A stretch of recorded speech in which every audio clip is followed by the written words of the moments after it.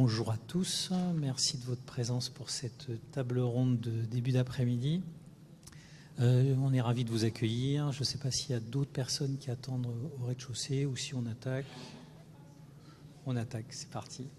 Donc merci d'être parmi nous. On a la lourde tâche de parler d'un sujet passionnant qui consiste à évoquer un projet sur les données d'infrastructures cyclables et de stationnement. Et pour traiter le sujet, on a invité un certain nombre d'experts qui sont dans leur domaine respectif des sachants. Alors d'abord Lou Vigneault, est-ce que tu peux te présenter rapidement ? Bonjour, ouais, on m'entend. Donc je m'appelle Lou Vigneault, je suis chargée de mission sur les politiques vélo chez Île-de-France Mobilité, donc l'autorité organisatrice de la mobilité qui a la charge d'exploiter le réseau de transport collectif, mais on a également des compétences en lien avec le vélo, qui sont peut-être un petit peu moins visibles et un peu moins connues du grand public. Et du coup, à ce titre-là, moi je m'occupe du suivi des sujets en lien avec la donnée sur le vélo, donc tout ce qui peut être donné sur les aménagements cyclables, le stationnement. Mais on y reviendra un peu plus en détail, je pense, dans la suite de la table ronde. Xavier, de l'IPR. Alors, bonjour, Xavier Opigès, donc je travaille au département urbanisme, aménagement et territoire de l'Institut.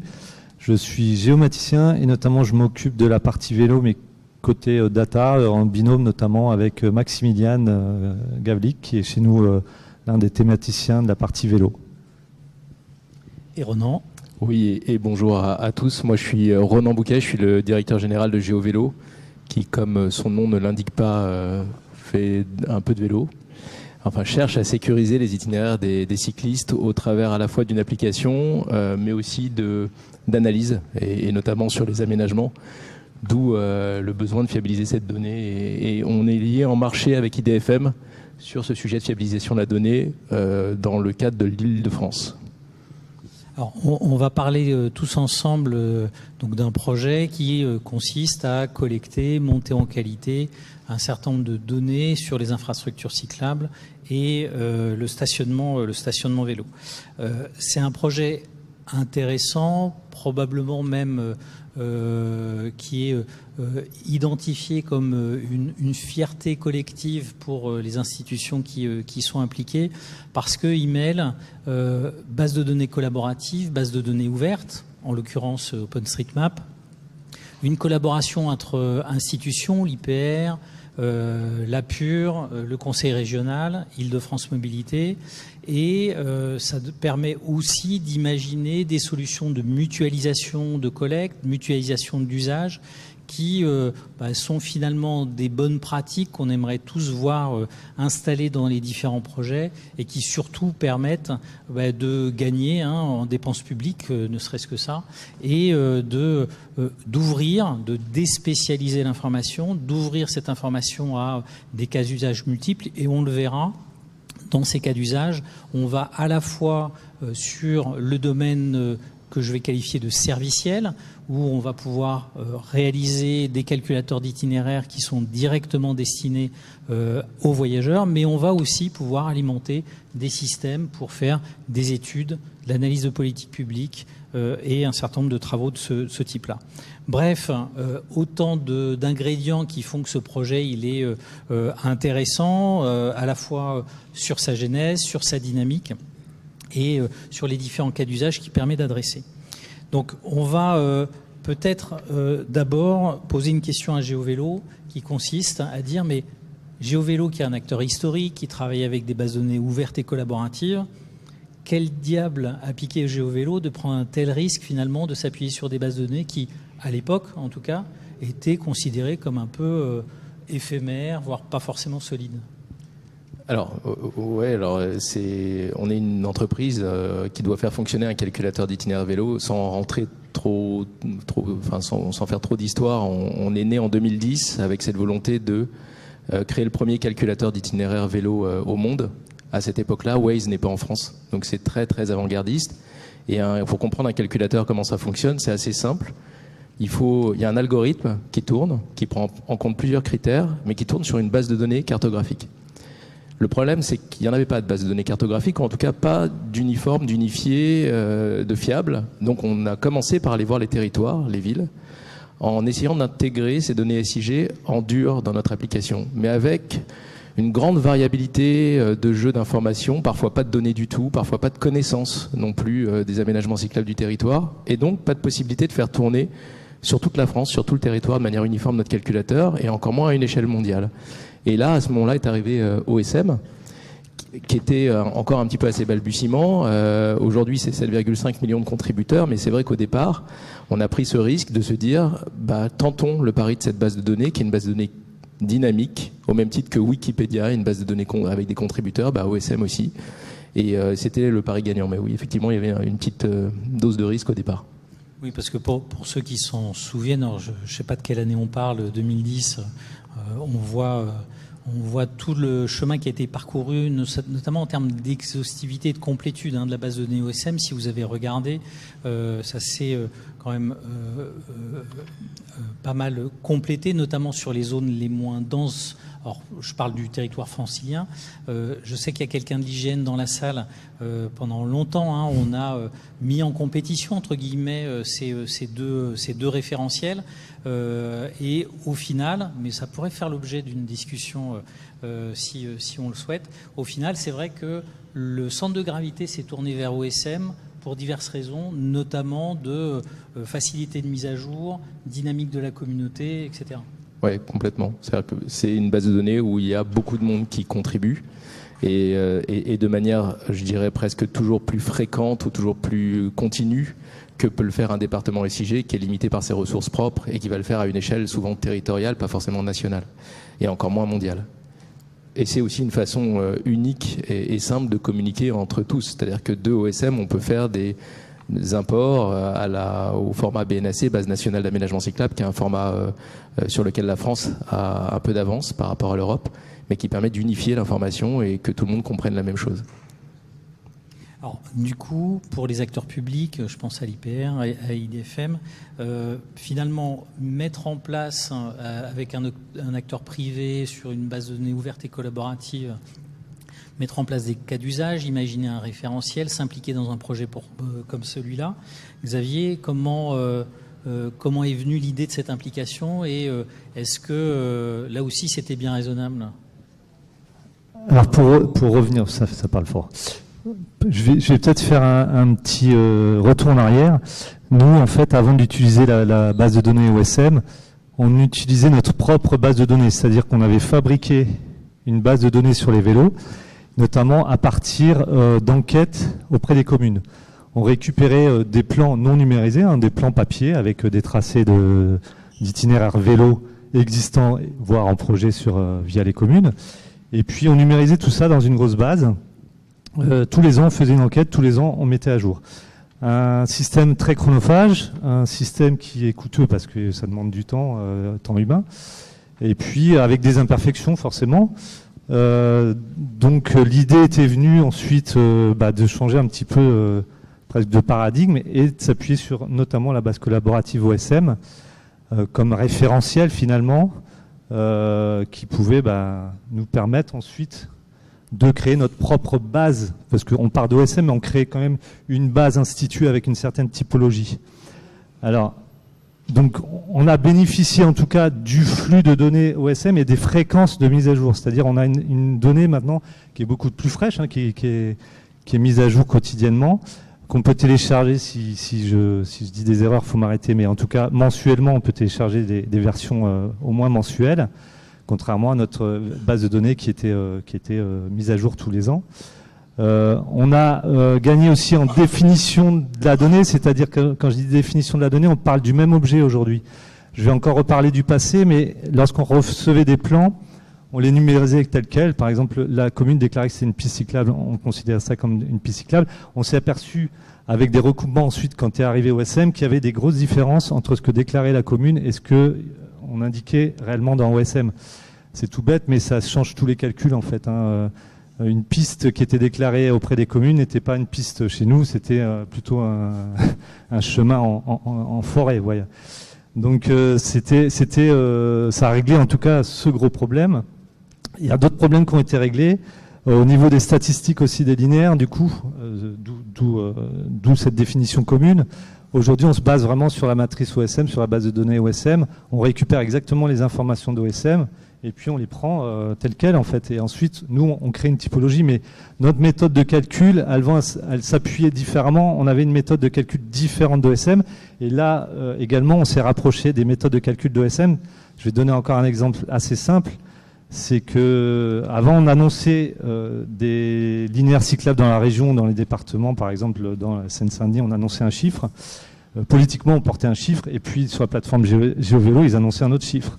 Donc ça devenait un petit peu problématique, et on a revu aussi notre méthode de calcul pour se rapprocher au plus près des chiffres d'OSM. Donc j'utilise maintenant un script Python qui me permet de ventiler tout ça correctement. Donc on n'a plus qu'à lire finalement la base et puis la transformer à notre souhait. Tout ça, ça va permettre surtout pour nous de créer et de se baser sur un maillage territorial complet en fait et plus à jour avec des données beaucoup plus fraîches. Et en fait, nous, l'idée qu'on a, en tout cas au département urbanisme, aménagement et territoire, c'est qu'on est des spatialistes avant tout. Donc on va spatialiser des scénarios, des hypothèses, des projections. On va pouvoir identifier des coupures, des discontinuités dans le réseau grâce à un réseau à jour. Réaliser des exploitations stats sur des découpages différents à la commune, interco, département, etc. Et ensuite, on va aussi également s'en servir comme indicateur pour croiser avec nos données métiers. Voilà. Donc, j'expliquerai tout ça après dans les usages, mais ça donne une autre forme de travail qu'on n'avait pas forcément avant. On avait une partie de ce travail-là, mais qui était un peu tronquée par notamment la pertinence des données et puis la fraîcheur des données. L'idée ensuite, c'est pouvoir savoir où financer et quoi financer grâce à ce réseau finalement. Donc il y a des actions politiques qui vont en découler. Et puis ça va permettre aussi de lancer des politiques assez fortes de stratégie vélo avec une plus grande efficacité. Donc l'idée toujours derrière, c'est d'améliorer le cadre de vie du citoyen, d'améliorer le réseau pour que le citoyen il délaisse la voiture, il prenne plutôt le vélo. Ouais, c'est très clair et assez mis en perspective. Lou, côté IDFM, les enjeux qui étaient perçus pour lancer ce marché, puisque c'est un marché qui est toujours porté par Île-de-France Mobilité. On n'est pas gestionnaire d'infrastructures cyclables, mais pour autant, on a vu un certain nombre d'intérêts et d'enjeux pour être dans ce projet. Ouais, effectivement, pour nous, en tant qu'autorité organisatrice de la mobilité, notre objectif, c'est que chaque francilien puisse se déplacer et qu'on y réponde avec des modes de déplacement les plus vertueux possibles. Et le vélo faisait clairement partie de cette palette de modes de transport qu'on pouvait utiliser. Et sauf que pour encourager à la pratique du vélo, il faut donner l'information aux franciliens qu'ils peuvent se déplacer en vélo. Et donc ça passait à l'époque, l'idée qui nous a poussé finalement à travailler sur le sujet de la donnée vélo et des aménagements cyclables. La première idée, c'était bien sûr cette volonté d'avoir un calculateur d'itinéraire qui soit fiable. Donc pour ça, forcément, il fallait des données qui soient fiables, d'où une procédure de marché public qui avait été lancée à l'époque et où derrière le choix a été fait de travailler du coup avec OpenStreetMap. Je pense par contre qu'il y avait d'autres enjeux qui étaient peut-être en tout cas moins mis en avant à l'époque, mais qui étaient aussi intéressants. On a un rôle en tant qu'AOM, on a un rôle et une obligation légale à fournir des données pour alimenter des open data. Alors, on n'a pas d'obligation légale, a priori, si je dis pas de bêtises, pour alimenter des données, l'open data sur les sujets vélo, donc sur les aménagements cyclables, etc.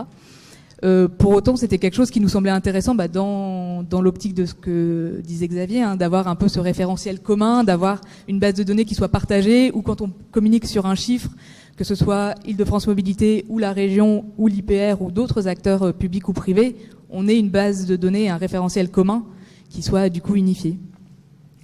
Et puis je pense qu'un dernier enjeu que je rencontre un peu plus aujourd'hui dans mon travail, parce que du coup cette réflexion elle a été mise en place fin 2017 si je dis pas de bêtises, 2018. Et il faut se rappeler que Île-de-France Mobilité, donc Olivier l'a évoqué, on n'est pas gestionnaire de voirie, on est AOM et il y a eu un découpage qui a été opéré à un moment où la région financerait des aménagements cyclables et où Île-de-France Mobilité s'occuperait plutôt des aspects services pour les vélos. j'ai pas forcément en tête l'historique de pourquoi ça s'est fait comme ça. Toujours est-il que nous, on récupère la thématique des services vélo et qu'une de nos politiques publiques sur le vélo consiste à développer du stationnement vélo en gare pour encourager l'intermodalité, parce que c'est notre objectif. Et du coup, cet enjeu, nous, de la connaissance de l'offre en stationnement à proximité des gares, c'est vrai que je pense en 2018, on l'avait peut-être moins identifié.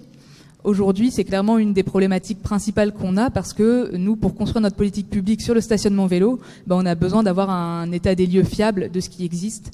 Donc, d'où ce besoin finalement d'avoir des données exhaustives et partagées avec l'ensemble des partenaires. Ouais, merci. Alors, ce qu'on n'a pas encore complètement dit ou pas rappelé, pour ceux qui connaissent peu finalement OpenStreetMap, c'est que le processus de collecte, il est spécifique. C'est une base de données collaborative qui implique des communautés.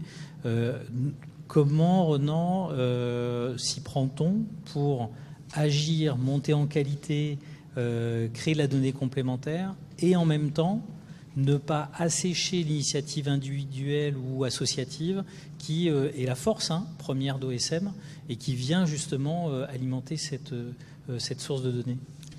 Alors, très simplement, chacune des actions est très complémentaire. Alors, je ne sais pas si c'était plutôt la slide, si tu parles de la collecte qui va être derrière. Choc. Encore. Voilà. Merci. Ça vous montre toutes les sources qui nous permettent d'alimenter OSM aujourd'hui. Il y a évidemment les collectivités, les départements SIG en premier lieu. La communauté OSM, évidemment, qui va être qui sont des contributeurs bénévoles et qui font ça par passion de la cartographie ou par volonté d'améliorer la connaissance sur les aménagements cyclables et les services, mais qui sont des bénévoles, à qui on ne peut pas demander d'avoir une action régulière et pas forcément toujours, ils font un travail de qualité, mais il y a aussi des gens qui sont plus experts que d'autres dans l'art, si je puis dire, de cartographier dans OSM. Il y a les associations et puis il y a la communauté GeoVélo. Et donc, nous, notre rôle, et notamment notre rôle dans le marché qui nous unit à IDFM, mais aussi avec d'autres régions de France, c'est de faire en sorte que cette mayonnaise, si je puis dire, prenne. C'est-à-dire qu'on ait à la fois les données SIG des territoires, qui est une donnée très importante, qui nous permettent, nous, de numériser dans OSM cette information SIG, mais aussi de stimuler la communauté. Pourquoi ? Parfois, elle est très vigoureuse ou experte et nombreuse dans une région, mais parfois pas du tout. Donc on va aller sur le terrain et on va mobiliser les associations, la communauté GeoVélo, pour essayer de faire naître cette communauté OSM de bénévoles qui va faire vivre de manière dynamique cette cartographie sur le territoire. Et donc en fait, c'est une action qui est complémentaire. Une collectivité ne pourra pas être aussi fréquente, exhaustive que la communauté OSM. En revanche, la communauté OSM ne pourra pas être aussi professionnelle dans sa manière de cartographier qu'une collectivité. Et nous, notre rôle, c'est de traiter cette information pour qu'elle soit le plus uniforme possible, la plus experte possible et la plus complète possible numérisée sur OSM. Et comment la communauté OSM, puisque c'est une association, il y a un bureau, etc., dont on les sait très protecteurs sur la manière de gérer l'information, comment finalement OSM accueille ce type d'initiative qui est une incursion de l'achat public dans les modes de gestion? Première question. Deuxième question, c'est est-ce qu'à ta connaissance, ça a été mis sur d'autres thématiques, ce type d'initiative publique? Alors, sur la deuxième question, je réponds non, j'ai pas de connaissances particulières, je pourrais pas y répondre, mais la première question, l'acteur public est plutôt bien perçu par la communauté OSM. C'est l'acteur privé qui peut être perçu comme guidé par une action plutôt mercantile, et donc voilà. Mais donc il y a plutôt une bienveillance. Nous, GeoVélo, on est membre de la fédération OSM, des pros d'OSM, qui a été créée il y a pas longtemps. On est très proche d'eux, on va à State of the Map, qui est l'événement de la communauté OSM, dans laquelle on intervient régulièrement, donc ils nous connaissent très très bien, on est très identifiés, et ils voient, de manière très très factuelle, parce qu'en fait la communauté OSM, son but, c'est que la cartographie soit la plus propre, la plus complète possible sur OSM, c'est ça leur objectif, et ils voient que GeoVélo, c'est le premier contributeur France d'aménagement cyclable et de services, donc ils sont très contents qu'on ait cette action, et en plus, ils sont modérateurs, la communauté s'automodère. C'est-à-dire que si jamais GeoVélo cartographie mal, la communauté OSM intervient en disant attention, GeoVélo, vous faites mal votre travail, on peut se faire exclure en tant que membre de la communauté OSM, ce qui pour nous serait dramatique. Et de même, on peut nous modérer la communauté OSM quand elle cartographie. Donc en fait, c'est un travail vraiment collaboratif et aujourd'hui qui est très bien perçu. Et au départ, je pense que les réticences auxquelles tu fais mention, elles étaient présentes au départ, parce qu'il y avait une volonté de se garder un peu le projet pour soi, puis ils ont vite compris en fait que ça servait à l'intérêt collectif. Et donc il n'y a plus de réticence aujourd'hui sur ces sujets-là.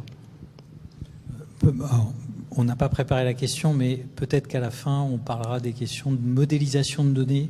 Ouais. Ça peut être intéressant s'il y a des gens qui sont un peu techniques, mais on y reviendra un petit peu plus tard.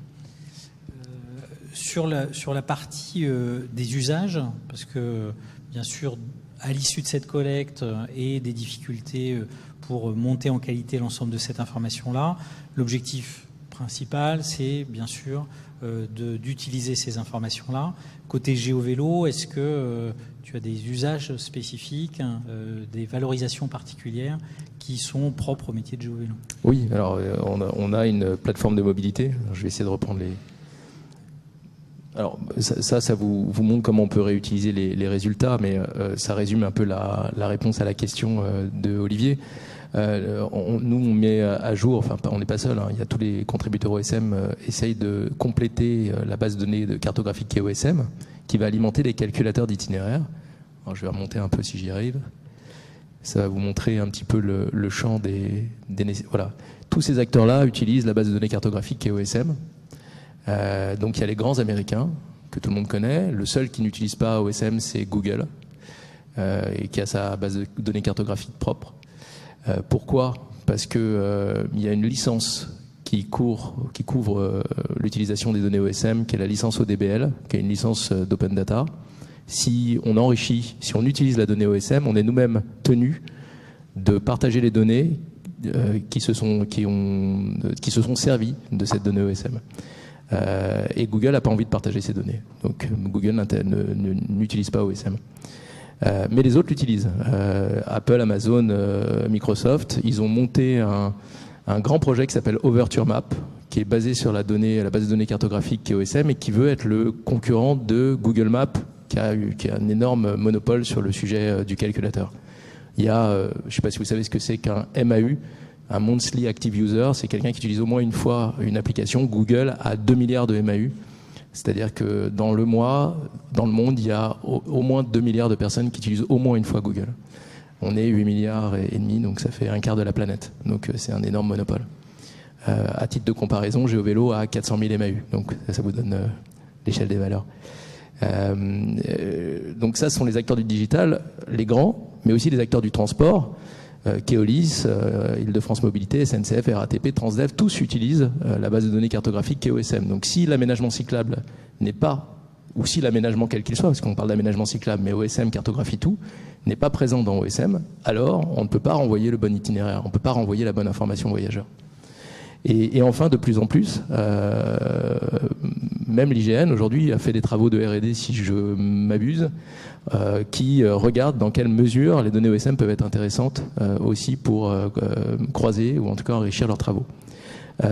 Autre chose très importante, l'État français utilise OSM, presque sans le savoir. C'est-à-dire que toutes les données d'objectifs de progression d'aménagement cyclable sécurisé qui sont données par l'État sont sur une référence OSM. C'est-à-dire qu'ils partent d'une point de référence qui est OSM, c'est le site aménagement cyclable qui est administré par GeoVélo et qui est donc nourri par OSM, qui sert pour fixer des objectifs nationaux, départementaux, des régions en progression. Donc si cette base n'est pas fiabilisée, les objectifs sont en gros faux.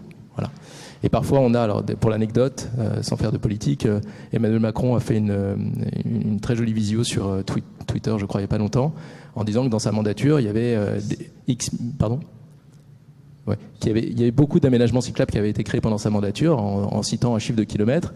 La vérité, c'est qu'il y a beaucoup d'aménagements cyclables qui existaient déjà, mais qui n'étaient pas cartographiés, qui ont été cartographiés, et donc, de manière artificielle, ça a grossi le nombre de kilomètres d'aménagements cyclables, mais la vérité, c'est qu'ils existaient déjà. Dans les usages, on a des usages de recherche d'itinéraire, hein, ça fait partie... Tous ces gens-là font de la navigation, voilà, sauf même Garmin utilise, mais globalement, tous ces gens-là font de la navigation. Dans cette question de la recherche d'itinéraire, Tu l'as dit rapidement, la question de l'itinéraire le plus sûr. Enfin, on sait, hein, alors pour Paris notamment, mais l'Île-de-France en général, que la pratique du vélo, elle rime aussi parfois avec accidentologie. Et du coup, il y a une question qui est comment on assure un itinéraire sûr, quelles données on doit collecter pour que ça permette de rassurer sur la sécurisation notamment des voies cyclables, les usagers du vélo. Oui, alors il y a deux moyens. Alors, tu as raison, en fait, c'est pourquoi on fiabilise la donnée, comme le disait Xavier, c'est évidemment pour pouvoir déterminer les anomalies, les ruptures dans la continuité des aménagements cyclables, comprendre les zones à améliorer. Et l'accidentalité et l'accidentologie sont deux données alors qui vont matcher à la fois les aménagements cyclables, donc le besoin de cette fiabilisation de la donnée, mais aussi la fréquentation et ce que fait GeoVélo au travers d'une plateforme de mobilité que je vous présente pas là parce que c'était pas l'objet de la réunion, mais c'est justement de croiser ces données de fréquentation et de capter beaucoup de choses avec le smartphone. Il y a 4 capteurs, boussole, GPS, gyroscope et accéléromètre sur un téléphone qui nous permettent, en les croisant, d'avoir énormément d'informations, notamment la granularité de la route avec les vibrations du téléphone pour l'état de la voirie.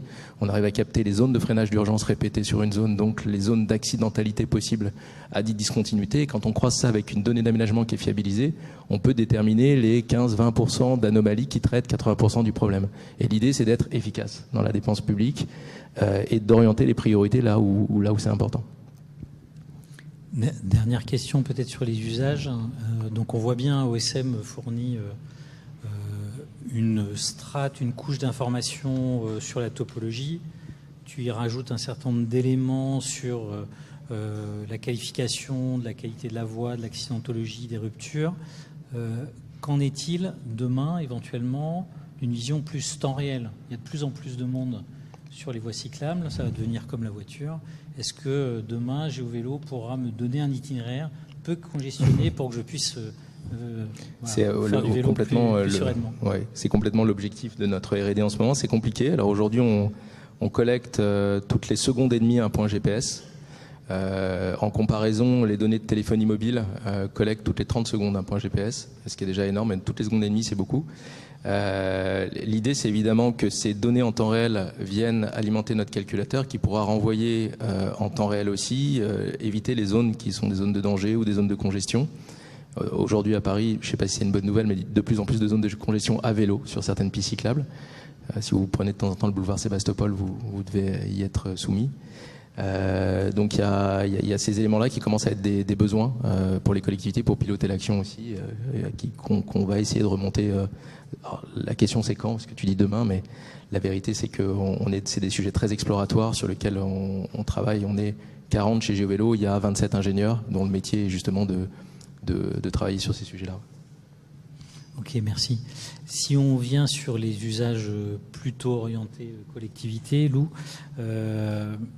en gros, tu l'as dit, Île-de-France Mobilité prend une part de plus en plus importante et considère le vélo vraiment à une place de choix dans le bouquet de mobilité et dans les propositions de services.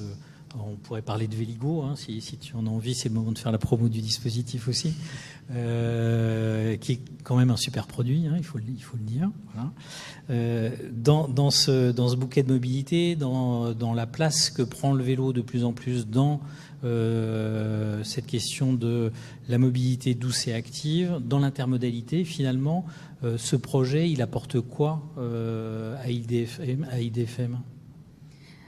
Ce projet, donc au-delà de, on va dire, de ce qu'on a déjà évoqué sur la partie qui est un peu le nerf de la guerre, la partie centrale d'avoir de la donnée de bonne qualité, tant sur les aménagements cyclables que sur le stationnement, ça c'était un petit peu la base. Je pense qu'aujourd'hui on rentre justement dans des sujets un petit peu plus exploratoires et on peut commencer à croiser des données, à faire des analyses un peu plus poussées parce que justement notre état des lieux, notre diagnostic, il est plus fiable. Et d'ailleurs, c'est vrai que l'enjeu de fiabilité de ce diagnostic, on en a beaucoup parlé, et de l'enjeu de passer par OSM avec les contributeurs et le travail de modération qui est fait par GeoVélo et une autre entreprise qui s'appelle Cartocité. Tout ça, on vient le conforter, on vient même l'analyser parce que typiquement, en ce moment, on a un travail pour justement vérifier la fiabilité des données qu'on a dans OSM sur le sujet vélo, bien sûr. Et on travaille à analyser différents critères pour vérifier sur une maille hexagonale, des mailles, sur toute l'Île-de-France, on l'a découpé en mailles hexagonales et on vérifie que la donnée vélo, aménagement d'une part et stationnement d'autre part, elle est fiable. En croisant déjà différentes analyses. La première, c'est de savoir si le nombre d'aménagements cyclables qu'on a sur cette maille hexagonale par rapport à la densité de population, est-ce qu'elle est forte ou pas forte. Derrière, sur les linéaires d'aménagement cyclable, est-ce que les attributs qui définissent du coup cet aménagement cyclable, est-ce qu'ils sont bien remplis, suffisamment remplis ou non? Parce que typiquement sur un attribut d'aménagement cyclable, on va avoir la nature de l'aménagement cyclable. On peut aussi avoir sa largeur, son positionnement par rapport à la chaussée circulée. On peut également avoir, on peut imaginer la nature du sol, d'autres caractéristiques. Et ça, initialement, je pense qu'il y a 5 ans, c'était pas forcément des caractéristiques qui étaient rentrées. Et aujourd'hui, on constate que de plus en plus, la donnée, elle est précise. Donc, on vient analyser ça, la complétude finalement des attributs sur les aménagements et les stationnements cyclables. Et la dernière caractéristique qu'on analyse, c'est en fait un petit peu la compétence des contributeurs OSM, parce que on l'a évoqué, les contributeurs, certains sont très pointus dans leur contribution, d'autres sont pas cartographes ou géomaticiens de base, ils font ça pour le plaisir et pour alimenter cette base ouverte. Donc on vient finalement leur mettre un peu un critère de notation sur une maille donnée, est-ce que les contributeurs ils sont fiables ou non. Et en croisant du coup ces 3 indicateurs, on arrive finalement à définir des mailles hexagonales où la donnée, elle est sans doute pas, on imagine qu'elle est peut-être un peu moins fiable. Et du coup, c'est là où on va derrière nous pouvoir pousser nos expertises, nos analyses, soit en allant sur le terrain, nous-mêmes ou GeoVélo pour aller vérifier, soit en sollicitant les collectivités. Donc on revient un petit peu à l'ancienne méthode de l'IPR à l'époque, mais là en ciblant vraiment les besoins où on a besoin de données complémentaires. Donc finalement, voilà, ce travail qu'on fait actuellement sert vraiment à s'assurer vraiment que la donnée elle est très fiable. Et je pense que quelque chose qu'on n'avait pas forcément, à titre personnel, j'avais pas identifié au départ, c'était le fait que, en analysant le premier critère qui est est-ce qu'il y a un certain nombre de kilomètres d'aménagement ou de nombre de places de stationnement vélo référencés sur telle maille hexagonale en fonction de la densité de population, il y a des résultats où on arrive sur certaines mailles où on a 0 aménagement ou 0 stationnement cyclable. Alors ça peut vouloir dire 2 choses. Soit on n'a pas de contributeur et on a une donnée qui est pas fiable, donc il faut aller sur le terrain, il faut faire du référencement. Et soit le corollaire, c'est de dire, en fait, il n'y a pas d'aménagement cyclable, c'est bien référencé, mais comme il n'y a pas d'offre, il n'y a pas d'aménagement, ça sert à rien d'aller sur le terrain pour vérifier que l'offre existe. En revanche, il faut mobiliser les collectivités pour leur dire, est-ce que c'est bien normal que sur cette maille-là, il n'y ait pas d'aménagement cyclable? Est-ce qu'il faudrait pas réfléchir à aménager une piste cyclable, une bande cyclable, etc. Et donc en ça, je pense que finalement, les usages et aujourd'hui, je pense que les travaux qu'on commence à mener, j'ose espérer à terme, vont aussi réussir à influencer finalement sur les politiques d'aménagement, d'aménagement cyclable, donc et nous permettre d'aller voir les collectivités pour leur les alerter. Dans tel secteur, on a l'impression que notre base de données elle est fiable et pour autant il n'y a pas assez sans doute pas d'aménagement ou pas de stationnement pour les vélos. Qu'est-ce qu'on peut faire? Comment on peut travailler pour améliorer ça? C'est très très clair. Ronan, je me suis permis de mettre la slide qui illustre le propos de Lou. Mais pardon, tu veux que j'intervienne dessus peut-être? Rapidement. Oui. Ouais. On a fait les premiers travaux exploratoires sur les 3 critères que Lou expliquait. On les a menés avec Île-de-France Mobilité. Et là, je me suis permis de faire une carte que Samuel, qui est chez nous, aimerait pas que je montre. Parce qu'en fait, elle fait une moyenne des 3 critères. On peut pas les moyenniser, mais c'était juste pour visuellement vous montrer qu'il y avait une vraie différence en fait de la qualité cartographique sur OSM. Donc on a fait tourner les scripts qu'on avait mis en place à l'échelle de l'Île-de-France sur l'ensemble de la France et ça montre des grosses disparités sur la qualité cartographique. Or, cette base de données, comme je le disais, sert pour établir les objectifs de chaque région, de chaque département. Mais je prends l'exemple de l'Aquitaine où c'est rouge-rouge. Probablement que les objectifs qui sont assignés à l'Aquitaine sont très très loin de ce qu'elle peut faire, où ça se trouve. Les aménagements existent mais ne sont pas cartographiés et elle a déjà atteint ses objectifs sans avoir dépensé un centime. C'est un peu ce qui s'est passé avec la Normandie à droite, le graphe que vous voyez. Alors je vais me lever, je suis désolé, c'est une table ronde que je romps un instant. Il y a 3 données. Enfin, là, c'est les aménagements cyclables, 8 km d'aménagements cyclables. Et là, c'est là où on a commencé le marché avec la Normandie. La Normandie nous avait dit, on a une super communauté OSM, on a une super qualité de la cartographie. On n'avait pas encore ces scripts-là qui existaient. Donc, on n'était pas capable de déterminer a priori la qualité. Et donc, on a dit, très bien. Et on a commencé donc à cartographier les aménagements. Donc, vous voyez, elle progresse. En fait, en 2 ans de marché avec la Normandie, on a augmenté le nombre de kilomètres d'aménagement cyclable de 25%, sans que la Normandie dépense un centime, uniquement parce qu'ils étaient présents, mais ils n'étaient pas cartographiés. Et il y a 2, alors ça c'est pour la quantité, et pour la qualité, beaucoup d'aménagements étaient tagués comme des pistes cyclables. On les a détagués et on les a retagués comme il fallait en voies vertes. Donc on voit le nombre de voies vertes de la Normandie qui est multiplié par 2. Or, c'est un indicateur qui est très suivi par le gouvernement, en disant il faudrait que vous ayez plus de voies vertes, etc. Mais en fait, ils les ont déjà. Donc, c'est pas là qu'il faut mettre l'effort, c'est sans doute ailleurs. Voilà. Donc, c'est pour montrer en fait l'intérêt de conduire ce travail de fiabilisation de la donnée cartographique. Et puis moi j'aime bien cette carte parce qu'on voit qu'en Ile-de-France on n'est pas trop mauvais sur la fiabilité des données. Donc, c'est aussi pour ça que je l'ai mise. Hein. C'est gentil, merci. Lou, peut-être pour compléter, dans les travaux spécifiques d'Île-de-France Mobilité sur les questions d'intermodalité, notamment l'interface entre les transports collectifs, qui est la responsabilité historique, et le vélo, ce projet, il apporte des choses spécifiques ? Oui, effectivement, on y réfléchit. Enfin, c'est des réflexions qu'on porte actuellement, avec notamment un travail où on essaye en ce moment donc de croiser finalement l'offre de stationnement vélo qu'on a à proximité des gares, parce que c'est encore une fois notre compétence sur l'intermodalité. Donc le fait de pouvoir accéder aux gares en vélo pour derrière prendre un RER, un Transilien, un métro. Donc on s'est intéressé à croiser du coup l'offre existante en stationnement vélo qu'on connaît grâce à OSM et grâce au travail qu'on a pu mener jusqu'à maintenant, et croiser ça avec 2 autres éléments. Un élément un peu prospectif qui est, notre modélisation des besoins en stationnement à horizon 2030. Parce qu'on a fait ce travail chez Île-de-France Mobilité de modéliser un potentiel besoin en place de stationnement vélo en rabattement vers l'ensemble de nos 600 gares. Mais comme toute modélisation, elle est effectivement un petit peu perfectible et on peut modéliser quelque chose sans pour autant arriver réellement à un résultat réel sur le terrain. Et donc c'est là que je pense que c'est aussi très intéressant, c'est qu'on va venir croiser ça également avec des données d'usage.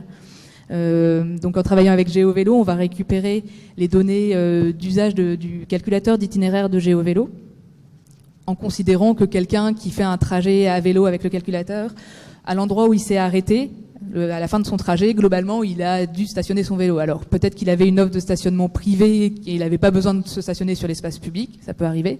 Mais peut-être que, à l'inverse, il aurait été content ou il a cherché, il a peut-être trouvé d'ailleurs un arceau vélo où se stationner. Et donc, en identifiant un peu tous ces besoins qui sont issus du calculateur et des traces et des itinéraires des usagers, des utilisateurs GeoVélo, ça nous permet de confronter ce besoin via des modélisations ou des extrapolations parce que forcément tous les cyclistes n'utilisent pas GeoVélo aujourd'hui, mais la part est quand même assez conséquente. Ça nous permet d'identifier, de comparer d'une part donc voilà le besoin actuel par rapport à l'offre qu'on a existante à proximité des gares, et puis également de comparer ça avec nos objectifs de déploiement de stationnement vélo à horizon 2030 sur l'ensemble de nos gares. Et en croisant tout ça, ça va normalement nous permettre d'identifier des secteurs où agir prioritairement.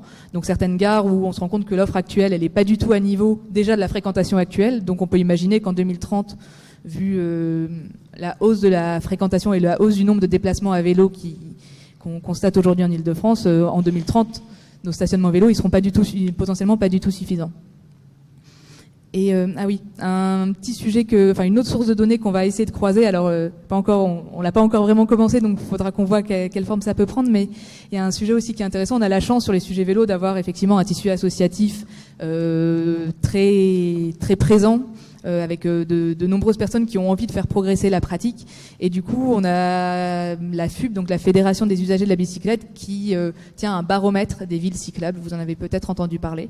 Et ce baromètre permet tous les 2 ans d'évaluer la qualité de chaque ville du point de vue de ses aménagements cyclables. Et dans les dernières versions, il me semble que c'est seulement la dernière édition où on pouvait également identifier des secteurs où il manquait du stationnement.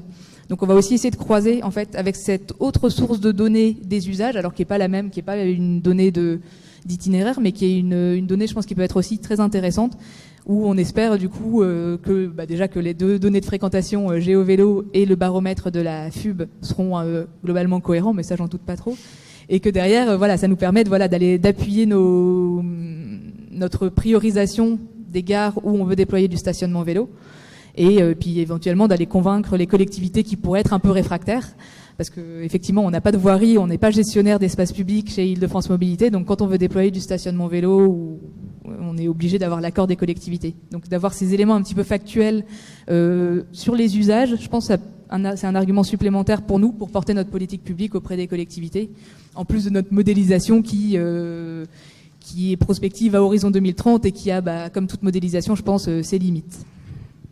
Ouais, merci, c'est très clair.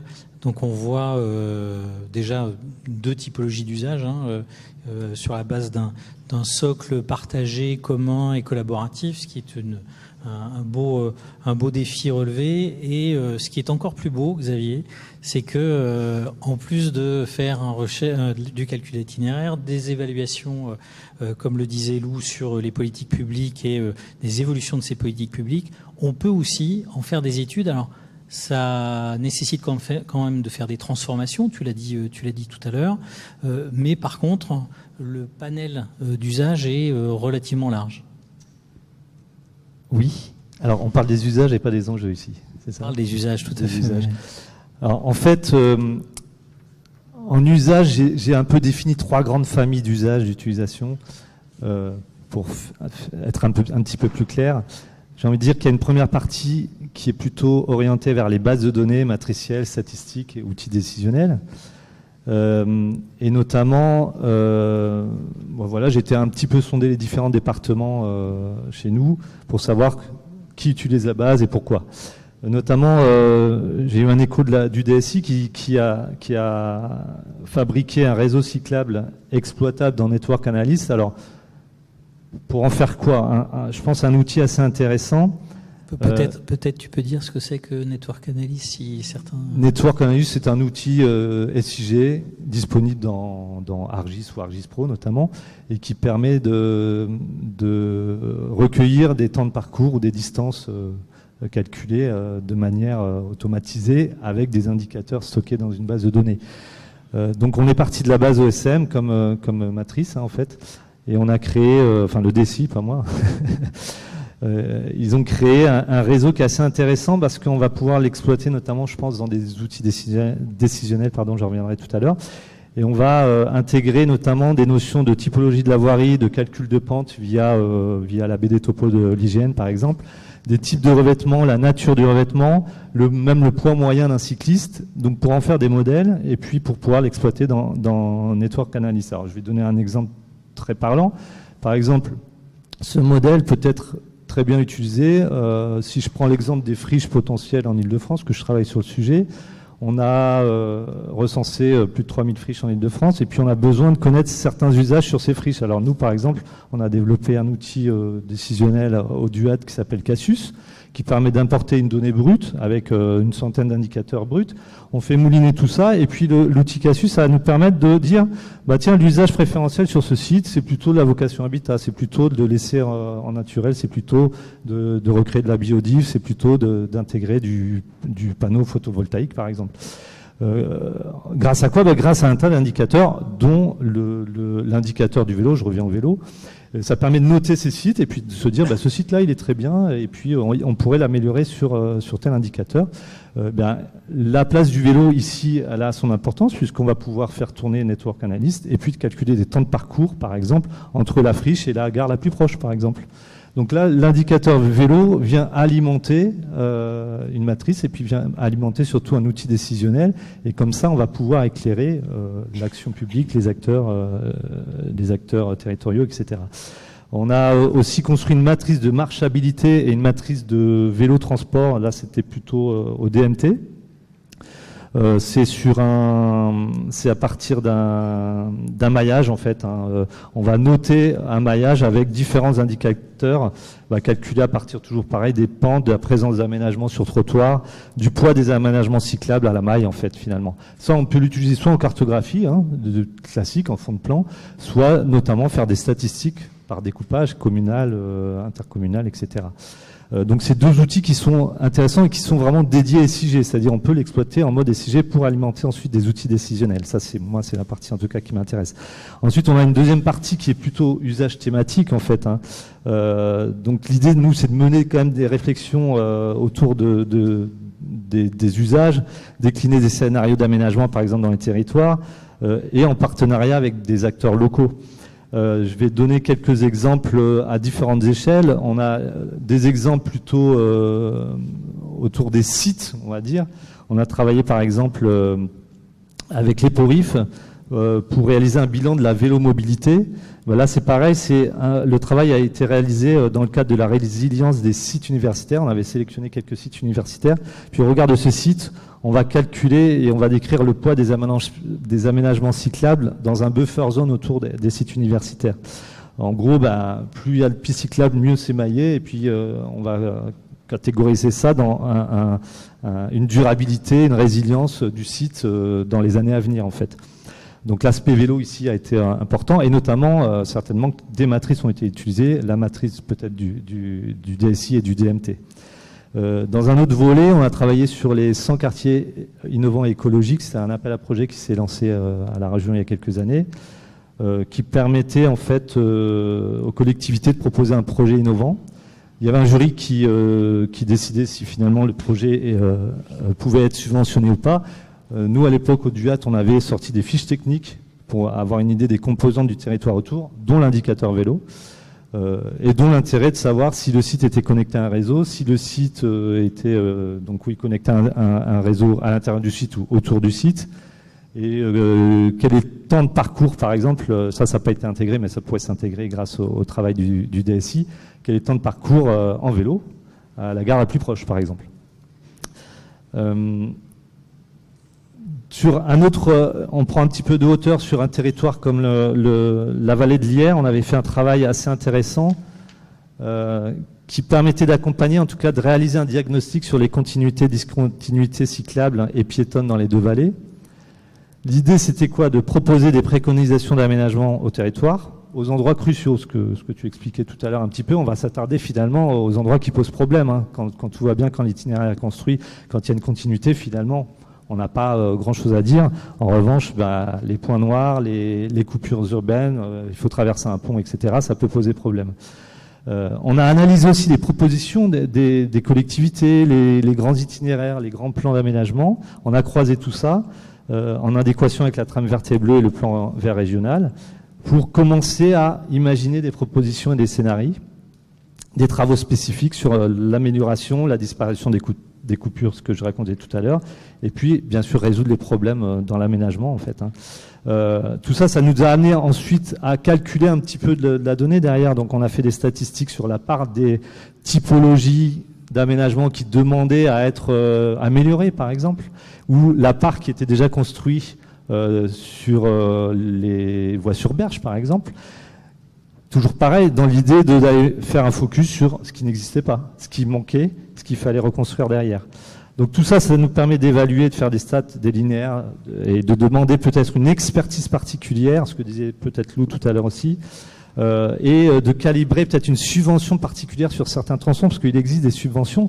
Je reviens ainsi un petit peu au premier cas d'usage qu'on avait nous à l'Institut, à l'origine, il y a plus de 30 ans, quand on a monté la base de vélo. Je fais un peu d'histoire, mais c'est pas grave. L'usage premier, c'était de construire un itinéraire structurant vélo, c'est-à-dire on avait quelque chose qui était avec des petits bouts de tronçons dans les communes qui n'étaient pas reliés. L'idée, c'était de dire, mais le vélo de demain, c'est quoi en fait? Donc c'est de relier tout ça en fait, et c'est de créer une grande continuité. Maintenant, il y a des plans vélo, il y a le VIF, il y a les véloroutes, il y a Vélopolitain, etc., etc. Avant, ça n'existait pas. On a réalisé une sorte de schéma directeur d'aménagement cyclable. Et ça servait à quoi concrètement? Aller voir des territoires, aller voir des communes et dire, écoutez, là il manque 1000 mètres pour relier un tronçon qui pourrez parcourir tout le département.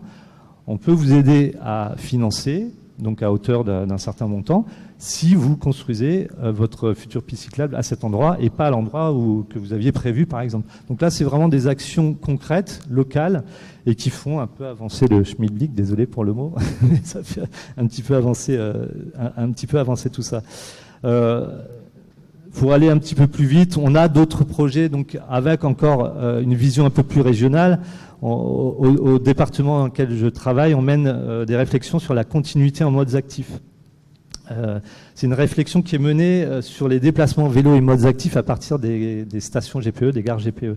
Alors, le collègue qui s'intéresse à ce sujet, il ne veut pas prendre en compte uniquement le rabattement. J'ai entendu tout à l'heure parler de rabattement vers les gares, c'est-à-dire quelqu'un habite à l'extérieur, hors agglo, veut se rabattre sur une gare pour aller travailler en agglo dense, par exemple.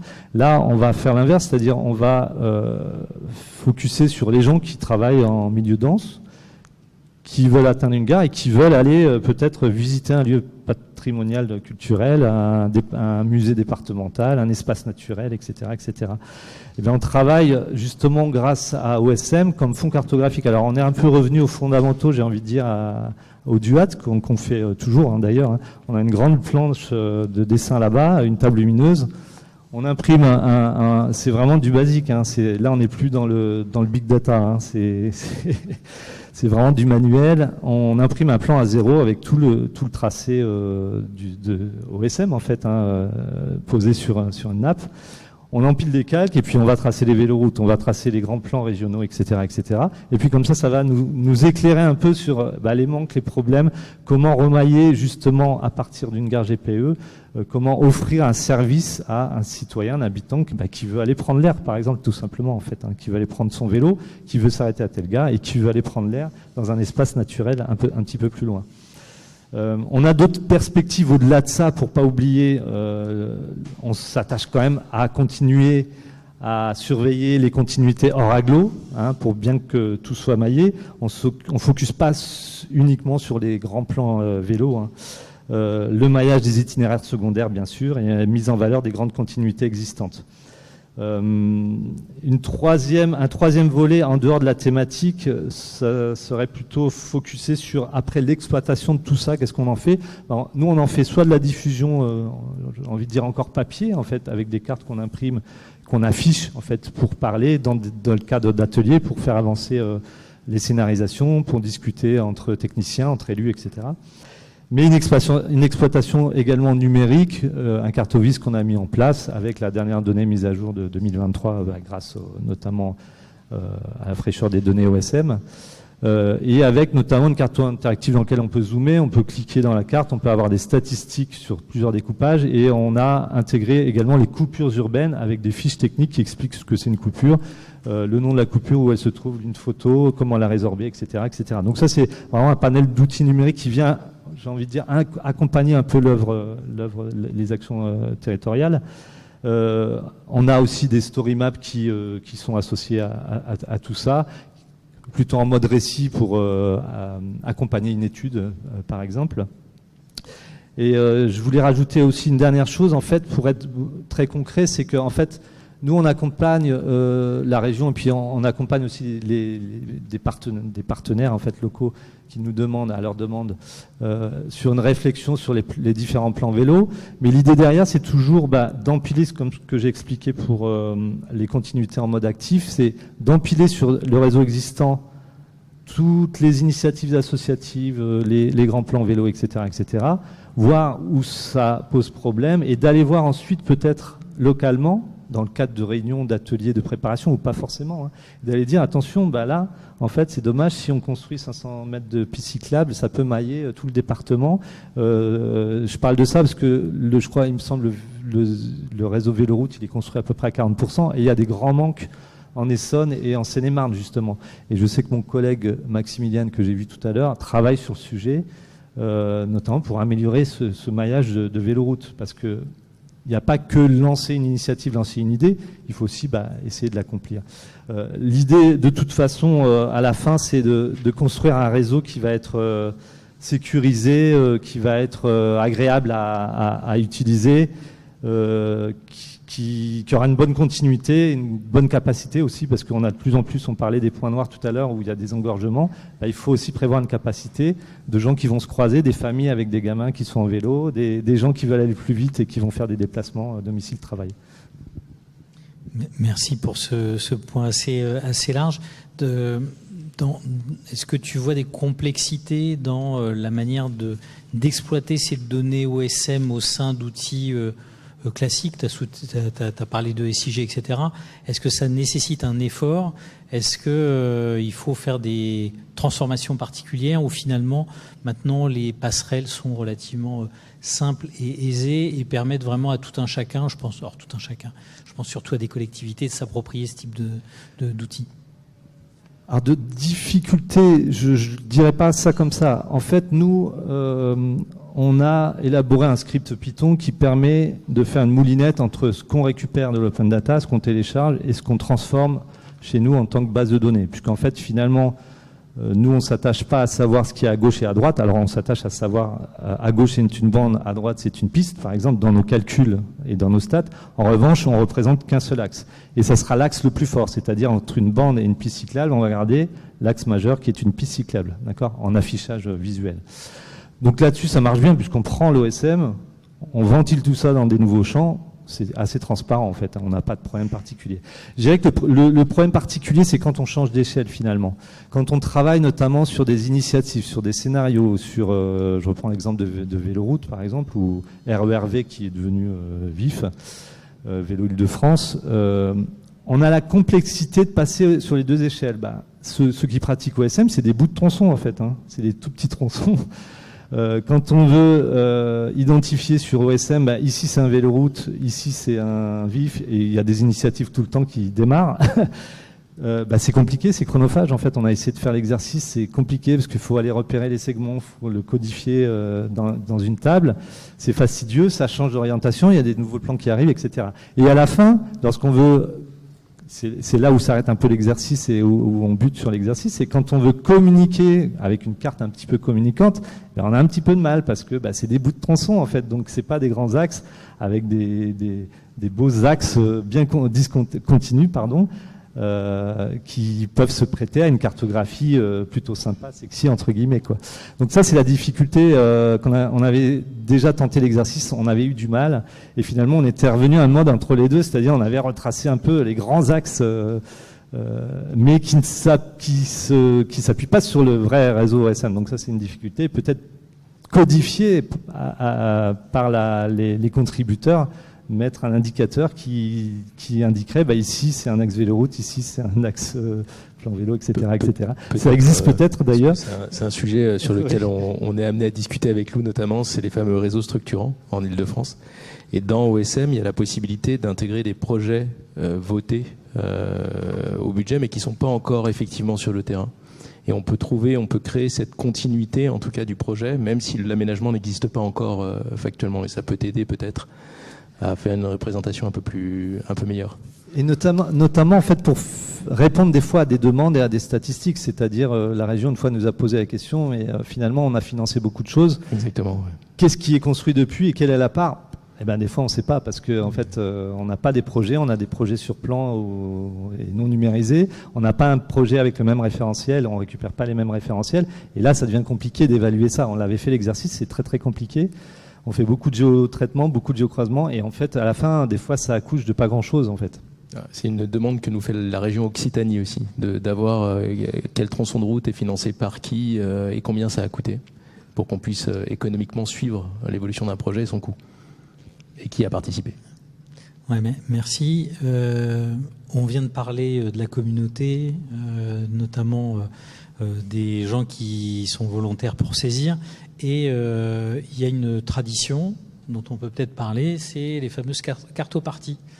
Est-ce qu'on peut en dire un mot et voilà, comment on essaye, nous, d'influencer ces petits événements, ces petites cérémonies pour améliorer la qualité? Ouais, alors c'est la cartopartie très simplement, on se réunit dans un lieu, alors ça peut être en visio mais on le fait en présentiel le plus possible avec des cartographes OSM, une communauté OSM ou des associations ou des gens qui ont envie de se mettre à cartographier et on leur explique comment faire Dans l'application GeoVélo, vous pouvez contribuer, vous pouvez cartographier quand vous repérez un aménagement cyclable qui n'est pas sur la carte de GeoVélo, vous pouvez le signifier. Et nous, on va les cartographier derrière. Donc la cartopartie, c'est une réunion sur le terrain où on a des géomaticiens ou des cartographes GeoVélo qui expliquent à une communauté de gens divers et variés comment on cartographie, et ensuite qui va faire un tour sur le terrain et qui va faire un cas pratique avec eux en disant voilà comment on cartographie les aménagements. Et donc comment IDFM notamment nous aide là, sur ce sujet-là, c'est que dans le marché d'IDFM, il y a une partie, cartopartie, sollicitable. Donc s'il y a des zones qui ne sont pas cartographiées, où on ne peut pas avoir l'information, ni par les collectivités, ni par la communauté OSM directement, on va aller créer une cartopartie dans cette zone pour cartographier cette partie du territoire. Oui. Et je pense que c'est vraiment un levier qui est important pour nous parce que ça permet de maintenir le lien avec la communauté OpenStreetMap, donc de garder aussi le lien de confiance que tu évoquais tout à l'heure. Et d'ailleurs, peut-être pour faire le lien aussi avec, on a parlé de renseigner les réseaux structurants dans OSM, donc des grands projets de réseaux cyclables à des horizons plus ou moins lointains, donc qui n'existent pas forcément, et avec la difficulté de les représenter tronçon par tronçon, alors que l'objectif c'est d'avoir des itinéraires continus. Et je pense que là aussi on a un enjeu à réussir à mobiliser la communauté OSM et à leur faire accepter pourquoi nous on fait ça, parce que c'est vrai qu'OpenStreetMap c'est plutôt on représente plutôt de l'existant. Normalement c'est une cartographie sur ce qui existe. Là on va essayer de représenter quelque chose qui n'existe pas, un concept. Et donc c'est vrai qu'on aura vraiment intérêt aussi à travailler avec la communauté OSM pour les amener avec nous dans le projet, leur faire comprendre pourquoi on le fait, quel est notre intérêt, en quoi ça va aussi être un intérêt intéressant pour eux. Et voilà, et voir comment on arrive justement à rajouter cette couche réseau structurant sur une cartographie des aménagements cyclables existants, alors que normalement on représente pas la même chose, quoi. Et là il y a un enjeu pour le coup, c'est si on laisse ce sujet-là trop voguer entre guillemets dans la communauté OSM, elle va commencer à cartographier de manière très libre ces sujets-là à sa façon, qui sera pas forcément la façon qu'on souhaite nous. Et derrière le travail qu'il va falloir mener en modération de ce travail de la communauté OSM sera assez lourd. D'où l'importance, je pense, de prendre le leadership assez vite sur ce sujet-là pour que la communauté ait compris la façon de cartographier de ces fameux itinéraires structurants. Merci. Et tu voulais ajouter un point ? Je vais rajouter un point aussi sur peut-être les avancées qu'on pourrait espérer. En tout cas, nous qu'on projette. J'ai discuté notamment avec un collègue qui travaille au département environnement, et qui travaille sur la probabilité de départ de feu sur les grands massifs forestiers en Île-de-France. Lui, il a fait quelque chose de tout bête, c'est-à-dire il a récupéré une sélection des aménagements cyclables qui passent à proximité des massifs forestiers. Mais et pourquoi ? Parce qu'il y a des départs de feu en fait, voilà. Et donc il s'est dit tiens, est-ce que je vais corréler avec par exemple les aménagements cyclables finalement ? Est-ce que quand on a la donnée, est-ce que c'est lié à ça ou pas ? Et le problème qu'il a pointé, c'est que, ok, on sait qu'il y a une piste cyclable, par exemple, qui passe près d'un massif forestier. On va savoir peut-être qu'il y a des départs de feu à cet endroit-là. Est-ce que c'est lié ou pas ? On ne sait pas. Mais en tout cas, on n'a pas de notion de flux. En fait, on ne sait pas combien de gens utilisent cette piste cyclable. Peut-être que personne n'utilise cette piste cyclable finalement. Et ça, c'est même si nous on n'utilise pas réellement, en tout cas au DUAT, parce qu'on a beaucoup de spatialistes chez nous, de données de déplacement, du nombre de déplacements, etc. On a fait un peu l'exercice avec la donnée Strava, par exemple, qui est pas. J'étais en réunion avec toi, notamment jeudi, qui est pas très, je dirais pas très fiable, mais qui est un peu compliqué, en tout cas, parce que ça répond pas forcément aux besoins. Mais c'est vrai peut-être pas aujourd'hui, mais demain, dans la prospective, serait intéressant peut-être de récupérer un petit peu de data comme ça.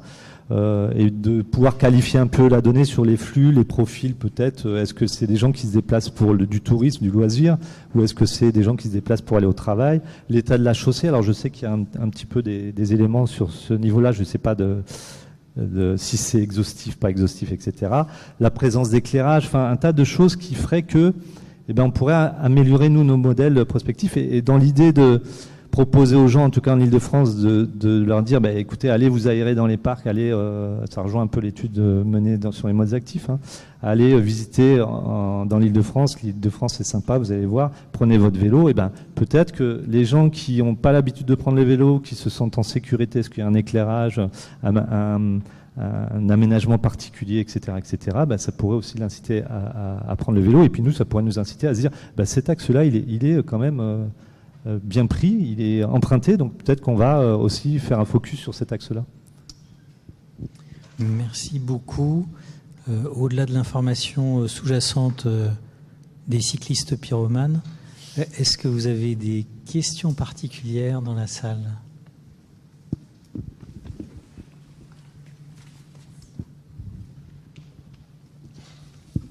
Bonjour.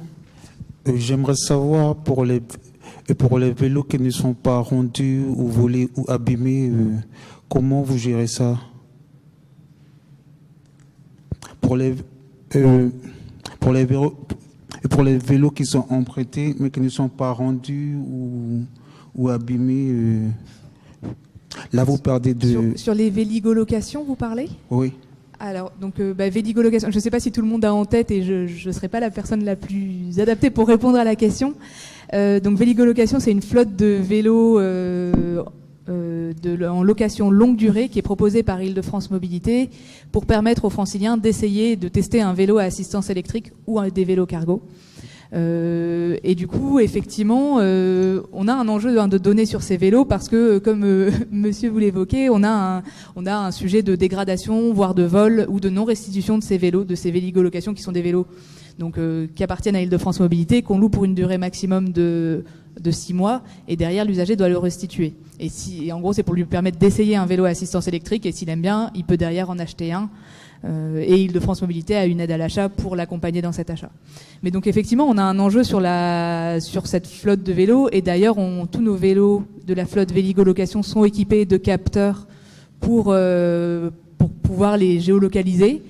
C'est un travail qu'on a en cours effectivement pour savoir et être plus réactif sur comment on peut récupérer les vélos qui sont volés ou qui ne sont pas rendus. C'est aussi des réflexions qu'on aura dans le cadre du renouvellement de la flotte Véligo, parce que c'est une flotte qui a déjà quelques années, et l'objectif c'est d'étendre un petit peu cette flotte. Donc cette problématique elle est actuelle et elle va se poser aussi demain. Donc on est en train de travailler à voir justement comment on pourra via notamment le capteur GPS et la donnée des véligolocations réussir à lutter un petit peu contre ce vol et ces dégradations. Et puis dans quelque chose de plus prospectif peut-être, un jour on arrivera à utiliser du coup ces données de géolocalisation et les traces GPS des vélos pour produire de la donnée d'usage et alimenter finalement les réflexions chez nous, nos politiques publiques, également les besoins en cartographie ou en analyse côté IPR.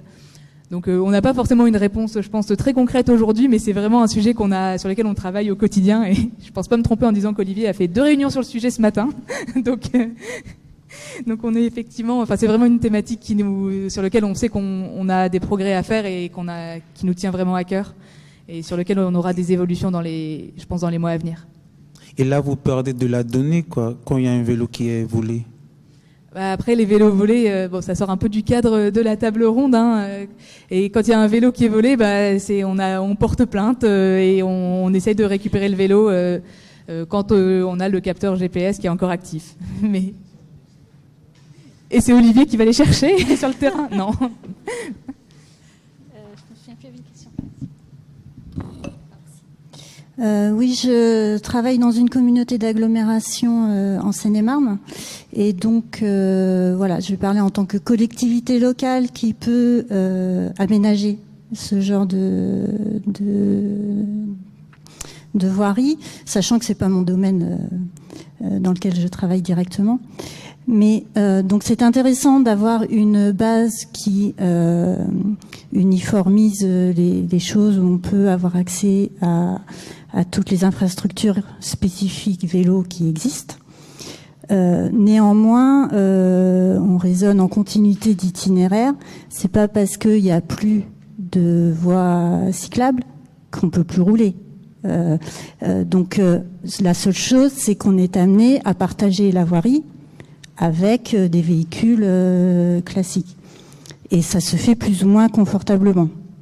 Donc, pour un décisionnaire qui doit faire son plan d'aménagement, ce qui est important aussi, c'est il va pas mettre il va pas doubler toute sa voirie avec des pistes cyclables. C'est pas possible et c'est pas souhaitable. En revanche, ce serait intéressant de voir les endroits qui restent partagés, savoir dans quelle mesure ils sont confortables ou pas. Si on est dans un lotissement pavillonnaire, a priori, ça pose pas de souci de partager. Si on est sur une route départementale à double sens avec des poids lourds et une limitation de vitesse à 80 voire 90, là, ça devient plus compliqué et on aime bien être informé avant de s'y retrouver à vélo. Donc, vous n'avez pas parlé des zones 30. C'est vrai que à un moment, c'était très pratique, je le reconnais, pour les collectivités, parce qu'il suffisait de mettre un panneau et on s'affranchissait de l'obligation de faire des aménagements un peu plus lourds, spécifiques au vélo. Mais c'est vrai que maintenant, avec les données qu'on a en temps réel, même des vitesses réelles des véhicules, est-ce que ce serait pas possible d'avoir pour ces tronçons-là partagés de définir des catégories où le différentiel entre la vitesse du vélo et la vitesse réelle du véhicule est importante et donc très inconfortable, et du coup flécher les priorités peut-être à cet endroit-là, si en plus c'est très fréquenté. Voilà, mais je voudrais pas que cet outil très utile soit un outil militant pour doubler toutes les voiries par des pistes cyclables. C'est pas réaliste, quoi. Non, alors, je peux répondre peut-être. Alors déjà, il y a, sur les aménagements à proprement parler, sans même parler des flux et des anomalies, il y a une méthodologie qui s'appelle IRAP, c'est International Road Assessment Programme, qui permet de déterminer en fonction de la persona vélo quelle typologie d'aménagement est plus ou moins accidentogène. Par exemple, je suis à vélo, je suis sur une nationale, là c'est très accidentogène. Je suis à moto, je suis sur une nationale, c'est moins grave. Voilà. Donc en fonction de la persona, on arrive à déterminer le niveau. Donc on peut déjà juste screener un territoire et déterminer si en fait les aménagements sont déjà dans l'absolu sécurisés, pas sécurisés, juste en les regardant. Et enfin, je suis d'accord 200% avec vous, c'est-à-dire que GeoVélo est assez militant vélo, mais pas non plus complètement déconnecté de la réalité des collectivités et des financements. Il y a des discontinuités, par exemple, où il n'y a pas de fréquentation. À quoi ça sert de les améliorer, de les sécuriser? Il y a des discontinuités où il y a de la fréquentation, mais il n'y a pas d'anomalie. À quoi ça sert de la prioriser dans un plan de règlement des discontinuités? Donc notre métier, c'est de créer, comprendre les flux, comprendre là où sont les anomalies, les fameuses zones accidentogènes, comprendre, on fait aussi des études sur l'accidentologie réelle, c'est-à-dire les morts et les blessés sur la route. On croise aussi avec le fameux baromètre de la FUB, les points noirs de la FUB. Et en fait, on essaie de déterminer les zones qui sont prioritaires à régler. Et là, vous avez raison aussi, la typologie d'aménagement peut varier d'une zone à une autre. Ça peut être une zone 30, ça peut être une voie dédiée, ça peut être plein de typologies d'aménagement qui sont utiles pour la zone considérée. Et c'est ça l'objectif de l'action qui est la nôtre. On fiabilise la donnée pour avoir cette vision des données d'aménagement, mais il faut la croiser avec d'autres informations pour prioriser l'action. Et peut-être pour aller dans votre sens, c'est vrai que par souci peut-être de simplicité, et comme on ne connaît pas le niveau de connaissance de notre auditoire sur le sujet des aménagements cyclables, on a parlé beaucoup de pistes et de bandes cyclables, mais je pense qu'on est tous conscients que il y a d'autres réalités. On peut parler des vélorues, on a parlé un peu des voies vertes.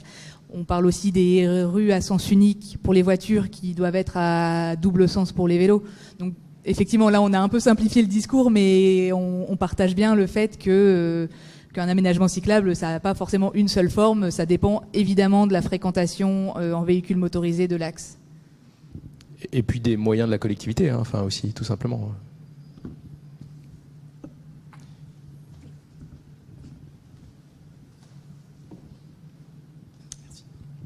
Bonjour. À quel point est-ce que ce que vous avez montré peut être utilisé pour les concertations avec le public? Par exemple, les réunions publiques de décision sur où est-ce qu'on met un aménagement, qu'est-ce qu'on peut faire avec ça pour que ce soit plus interactif, mieux que des présentations sur slide, et donc que le débat soit plus constructif que des gens qui arrivent avec leur avis en tête, qui ressortent encore plus clivés et qui jouent le rapport de force, quoi. Alors, je peux... On a une réflexion actuellement, elle n'est pas encore très aboutie et du coup, je pense que ce sera pas prêt à très court terme, mais par contre, on a quand même un objectif et un début de réflexion sur le fait de proposer un outil cartographique. Alors, j'entendais tout à l'heure le Cartovise aussi de l'IPR. Il y a peut-être un travail à faire ensemble, mais en gros, d'avoir une représentation cartographique dynamique. Nous, on aimerait bien avoir ça, donc avec le réseau cyclable existant. Donc ça, c'est de la donnée carto qui est aujourd'hui pas si compliqué que ça à trouver, mais effectivement, voir pour proposer demain. Notre public cible, au départ, c'est les collectivités, mais peut-être qu'il faut ouvrir ça à d'autres publics cibles, le grand public, les associatifs, je ne sais pas. Enfin, en tout cas, tout reste à définir. Mais effectivement, l'idée de proposer une cartographie un peu dynamique avec à la fois les informations d'offres en transport, donc en aménagement cyclable, mais également le résultat des analyses qu'on va mener ou qu'on est en train de mener sur, on parlait de la fiabilité tout à l'heure des données, on peut parler effectivement des discontinuités. Je pense qu'il y a un enjeu effectivement à développer ce genre d'outils. Je vais pas m'engager sur un horizon de réalisation parce que clairement on débute les réflexions, en tout cas nous côté Île-de-France Mobilité, mais je sais pas, est-ce que côté IPR, la carto, elle pourrait permettre ce genre d'analyse à court terme? Peut-être. En fait, j'ai envie de dire qu'on a des outils collaboratifs. Nous, si je reprends l'exemple tout à l'heure des friches, parce que comme je suis baigné dedans en ce moment, on organise notamment des cartoparties avec des experts, et ça pourrait être aussi avec des citoyens, qui vont numériser sur un écran leur connaissance terrain. C'est-à-dire ici, oui, j'ai un périmètre, je sais que c'est une friche depuis 15 ans, etc., etc. Donc ça pourrait être le même principe. Finalement, on met en place un outil, on donne les grandes orientations. On parlait des coupures urbaines, par exemple, on pourrait mettre en place une cartographie où on indique qu'il y a des coupures urbaines. Et puis les gens, les citoyens viennent interagir en disant, ici, moi je sais comment on pourrait faire pour améliorer ça, par exemple.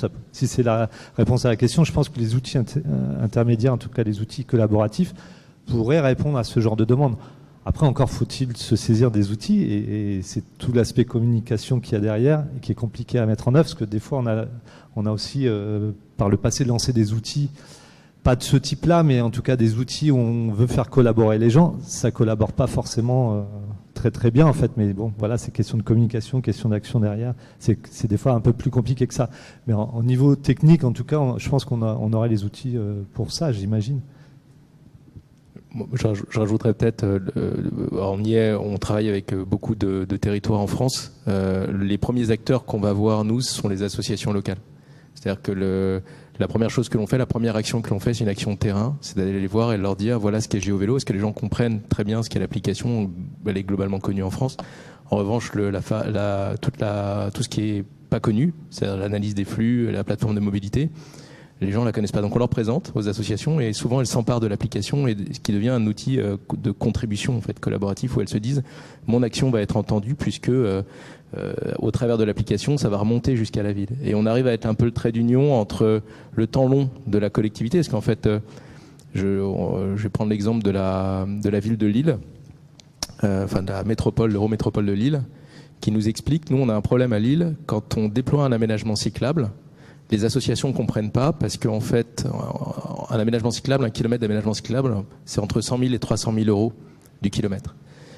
En revanche, quand on intervient sur la voirie, on va faire un embellissement à côté. On va pas juste faire une piste cyclable. On va mettre des arbres, on va mettre des choses. Et en fait, ça fait un projet qui est plus à 300 000 euros, mais à 1 million, à 1,2 million le kilomètre. C'est plus les mêmes niveaux de décision, c'est plus les mêmes temps de réalisation. Et en fait, ça, les associations ne comprennent pas. Ils comprennent pas pourquoi, en fait, ça prend autant de temps. Et nous, on est aussi un peu dans ce rôle-là d'expliquer en fait ce temps long et pourquoi en fait ça prend du temps de déployer du kilomètre d'aménagement cyclable.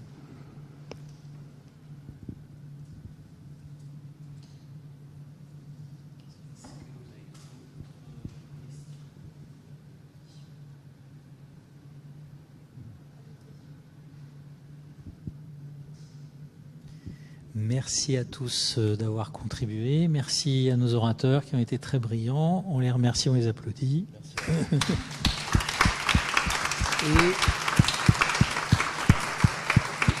Et donc, je crois que le message, c'est prochaine table ronde. Prochaine table ronde. On est un peu en avance sur le programme, mais c'est pas plus mal, surtout que la journée est longue. On fait une courte pause. On se retrouve à 45 pour la table ronde sur la data visualisation, quand le design éclaire la data, avec nos invités, et qui nous permettra de lancer ensuite le vernissage de l'exposition qui est dans le hall. Donc vous avez à votre disposition des boissons dans le hall, et puis on se retrouve dans 15 minutes. Merci à tous. Et merci à nos invités et à Olivier Vacheray pour l'animation de la table ronde. Merci.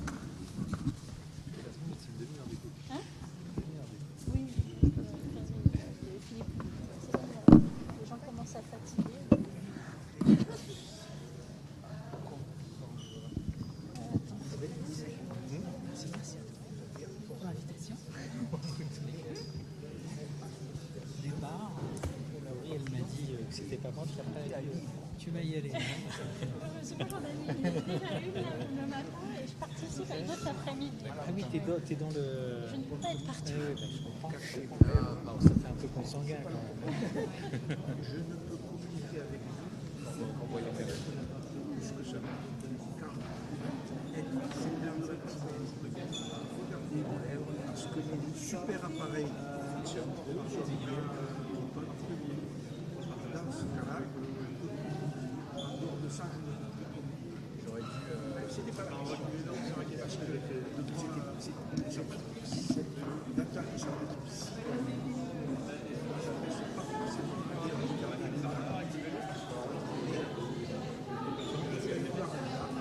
je suis arrivé dans le territoire, il a sauté l'ascenseur parce que j'arrive avec un objet là, ça se voit pas. On ne se voit pas.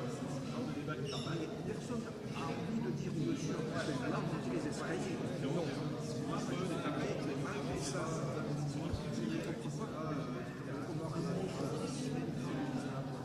il aurait fait. Alors, c'est pas le moment qu'il y ait une traduction de la question. Non, mais il faut qu'on pose la question est-ce qu'il y a des personnes qui ont besoin de s'annoncer ou est-ce qu'il y a besoin de la question. Je vous remercie d'avoir abordé le côté associatif. L'association est très vaste, elle est pas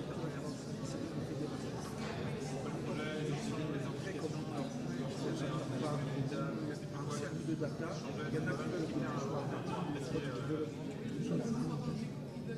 Vous voyez, c'est pas évident. Mais malgré ça, vous êtes quoi? Je suis directeur général. Oui, directeur général. Alors, ça, j'ai énormément travaillé avec des logiciels de cartographie. Il y avait des sociétés américaines qui faisaient ça, ils arrêtent. Les gens se sont équipés de logiciels. Et malheureusement, tous les logiciels étaient faits pour passer entre eux. C'était fait pour moi. Voilà. Essayez de, au moins dans vos groupes, d'inclure quelqu'un qui a des difficultés à aborder les problèmes d'Internet, à aborder Internet à lui-même et à communiquer. Pour venir ici, ça a été la galère. Chaque fois que vous devez téléphone. Vous voyez sur Internet.